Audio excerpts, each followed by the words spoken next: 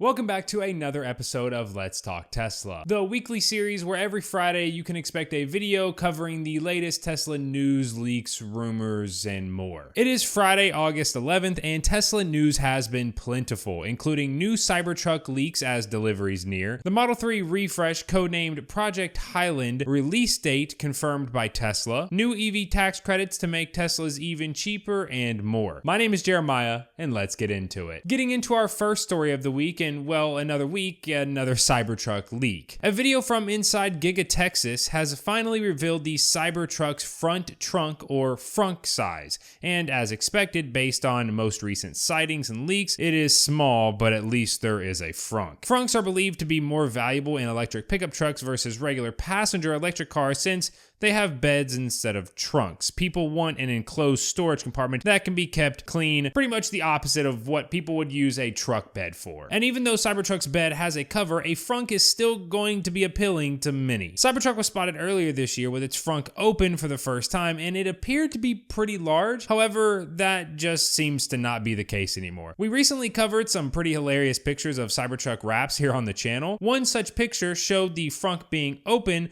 but without a liner.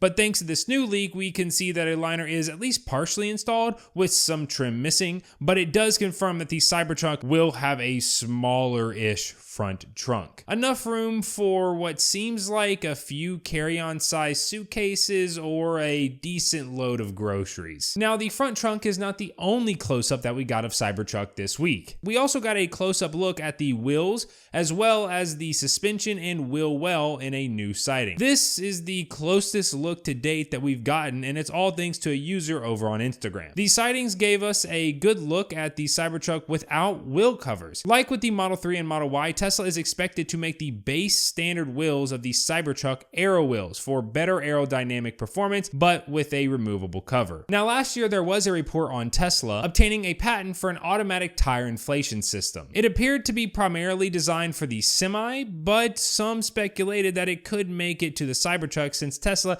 has been talking about introducing a lot of new tech into the Cybertruck. However, it's unclear if that's still possible, but a tire air nozzle is visible on the new Cybertruck sighting. Previous sightings of the Cybertruck showed the vehicle being equipped with 20-inch wheels and massive 35-inch tires. Tesla is going to have to find a balance for a rugged tire able to handle tough conditions while also looking for efficiency, which is often lost at the wheel and tires. Now for our next three stories of the week. First, the Tesla CFO, nicknamed Master of Coin, has left the company. A report from Not a Tesla App states Zachary Kirkhorn, known to many as the Master of Coin, has announced his resignation. Like any business, small or large, people come and go, but this isn't an average person at a normal company. Kirkhorn was deep in the trenches from the early days of the little startup electric car company, and his departure leaves us only to speculate what happened and what happens now at both Tesla and for Kirkhorn. Kirkhorn will stay on until the end of the year. However, his responsibilities have been handed over to Tesla's chief accounting officer since 2019. Kirkhorn seems to be leaving on good terms as he thanks Tesla and Elon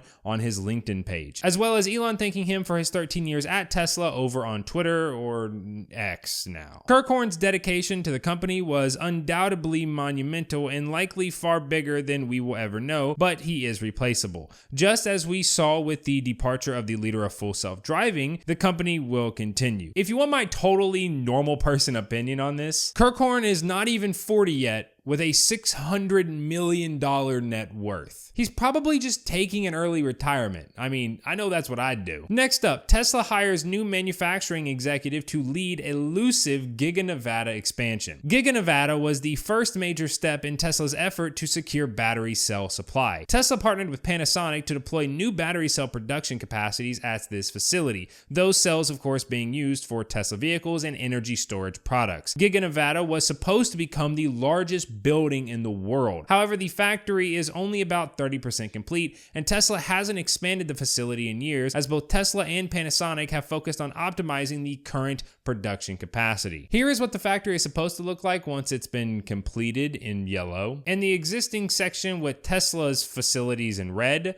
and Panasonic's facilities in blue. It has been 5 years at this point since the footprint of the factory was expanded. However, last year, Tesla announced a massive expansion to add production of Tesla Semi and 4680 battery cells. It has since been 8 months since that announcement and still no movement. But now Tesla has hired Michael Hildebrand in the role of head of Gigafactory Nevada expansion engineering and construction, according to his LinkedIn profile. Hildebrand is coming from almost 3 decades in the pharmaceutical industry, where he led many manufacturing projects, most recently at Eli Lilly, where he was an executive director of projects. Hopefully, this means we are going to see some progress at Giga Nevada soon, as it is pretty critical for Tesla Semi as well as 4680 cell programs. And finally, Tesla reportedly leases office space in India, hinting at imminent market entry. Tesla's India Motor and Energy, the American company's Indian subsidiary, has leased an office space in India, according to India Times, adding to the rumor that says Tesla is about to set up shop in India. As per the source, Tesla has over 5,800 square feet of available space in a co-working center on the first floor of one of the towers in a business park, which is considered one of the biggest IT hubs in the country. Tesla also reportedly submitted a new factory proposal to the government back in May. The rumored Indian factory would produce a new low-cost electric model for the local market and for export, with an estimated starting price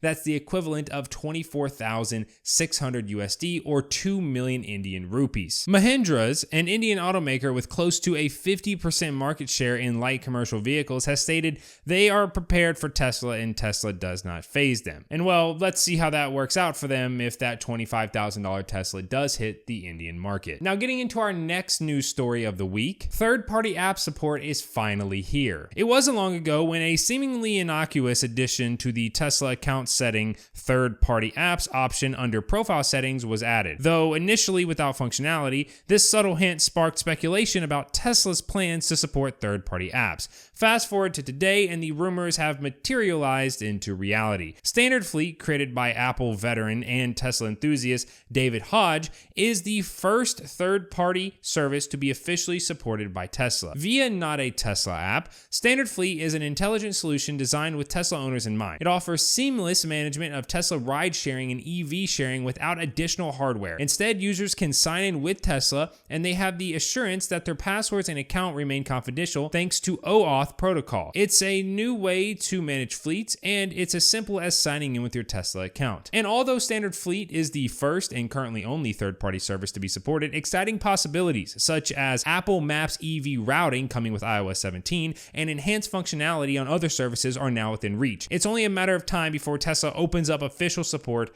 to more services. Now, for our next news piece this week, the Model 3 refresh, codenamed Project Highland's release date might have just been confirmed by Tesla. The Model 3 refresh is Tesla's worst kept secret, and China's sales figures for July prove it. Despite a year-over-year increase, there has been a 31% decline in sales from June, as people are obviously waiting for the Model 3 refresh and don't want to spend money on something that will be the old model almost immediately. This is further reinforced by Tesla's recent filing with the Chinese government seeking what looks to be an approval for the redesigned Highland Model 3. According to users on Twitter or X who have provided lots of excellent inside information, Tesla has begun producing Highland Model 3s at Giga Shanghai, with the production lines currently alternating between the older Model 3 and Highland Model 3. A complete transition to the Highland refresh is expected by mid-August, August 14th to be exact, suggesting a possible release of the vehicle as early as September. These dates coincide with what Tesla themselves are saying, with the new extended delivery times for the Model 3 in Europe. Since European Model 3s come from Shanghai, this aligns with the timeline required to ship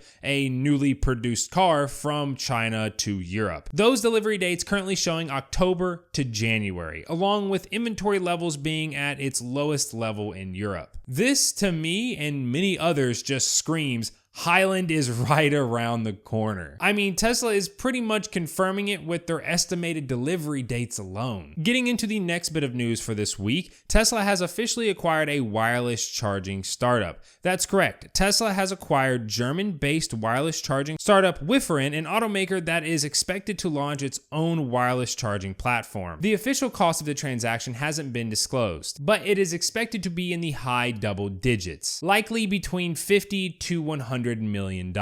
Tesla, and more specifically Elon, has originally been against wireless charging, as the problem wireless charging solves is not a major one. It alleviates needing to plug in your car, which is not a super difficult or time-consuming task. Nonetheless, Tesla has previously talked about automating the task in order to be ready for self-driving technology. If the cars could drive themselves, it would make sense for them to be able to charge themselves without a human needing to plug them in. Tesla at one point favoring an automated robot arm instead of wireless charging to complete this task, but it seems as though plans have now changed, as Tesla earlier this year teased a new wireless home charging station image, and this new acquisition could very well accelerate that effort. Wifferen was founded in 2016 and has developed inductive charging solutions for electric vehicles and has deployed over 8,000 chargers for industrial robots. Let me know your thoughts on wireless charging down below. Do you think it's the future of EV charging? I think wireless charging, especially for level 2 public charging, would be a game changer. No more having to touch nasty handles that you don't know who previously touched or wiped off, no cords on the ground, no more big charging stalls. Just simply pull up and charge. And now for our final news piece of the week.